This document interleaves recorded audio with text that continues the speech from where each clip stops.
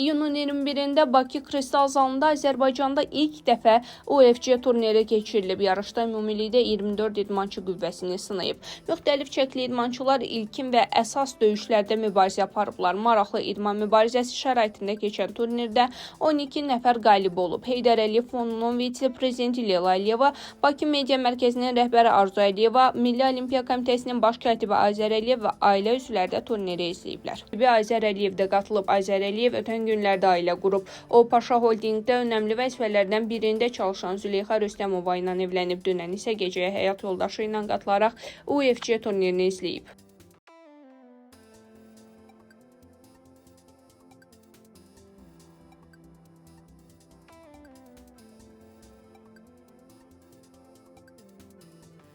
Xoşbəxtəm ki, vətənimdə döyüşdüm və qələbə qazandım. Bunu Bakıda ilk dəfə təşkil edilən UFC Fight Night turnirində Çili rəqibi Ignacio Bahamondes üzərində qələbə qazanan təmsilçimiz Rafael Fiziev mətbuat konfransında deyib. Azərkeşlər məni qızğın davaya sövq eləyirdi, amma təmkinlə döyüşməli olduğumdan döyüş planımı dəyişmədim. İlk dəfə deyil ki, uzunboy idmançılara qarşı döyüşürəm, amma bu indiyə qədər döyüşdüyüm idmançılar arasında ən hündürü idi deyə Rafael Fiziev bildirib. Qeyd eləyək ki, Bakıda ilk dəfə keçirilən UFC Fight Night-da əsas kartda mübarizə aparan Rafael Fiziev oktagonda Çilili Ignacio Bahamondesi məğlub etməklə rəqibinin nokaut seriyasına son qoyub.